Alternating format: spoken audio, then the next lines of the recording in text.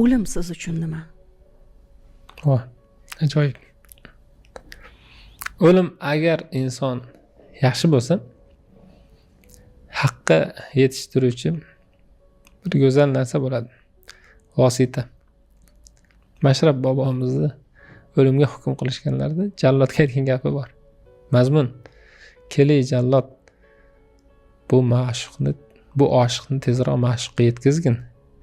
Shu xizmatingga seni haqqingga bir duo qilib qo'yayin, Xudo seni jannatiylardan qilsin" deydi.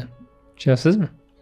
Lekin ulug'lardan so'rashganda nimaga biz o'lim haqida gapirishdan qo'rqamiz yo eshitsa sovuq narsa, bir ilonni ko'rgandek bo'ladi ko'pchilik. Qochaveramiz desa, aytgan ekanki, chunki sizlar dunyoni imoratini chiroyli qurib, oxirat imoratini vayron qilgan odamsizlar. Aql shuni taqozo qiladiki, odam hech yaxshi yashab turgan chiroyli uydan xarobaga ko'chishni xohlamaydi. O'shaning uchun ko'pchilik o'limni yomon ko'radi. Ulug'lar aytganki, har bir kun sizni bu hayotingiz imorat bo'ladigan bo'lsa, har bir kun bitta g'ish, har kuningizdan bitta g'ish olinadi. U borib sizni jannatdagi qasringizni qurishga xizmat qilish kerak. Har bir g'ish olinadi, ustiga qo'yiladi, shunday ketib, hayotingizning eng oxirgi g'ishi olinib, borib qo'yilganda narigi qasr bitishi kerak.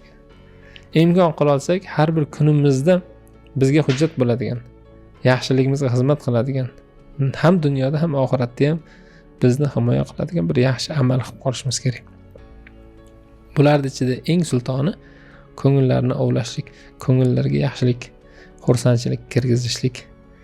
Zero Ka'ba bunyod etdi Halil, ko'ngil ijod etdi Jalil degan ekanlar.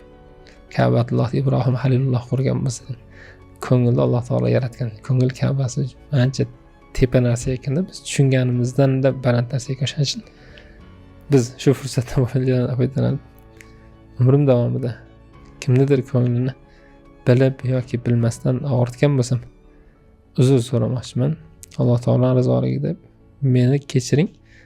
Bandamiz, mukammal emasmiz, kamchiligimiz bor. Aybi nuqson albatta bizda bo'ladi. Xatoni hamma qiladi. Xatokorlarning eng yaxshisi o'sha xatoga tavba qilib boshqa qilmaydiganlar. Va umrim oxirigacha endi harakat qilamanki, ko'ngillarga faqat xursandchilik kirgizishlikka. Shuni aytmoqchi edim.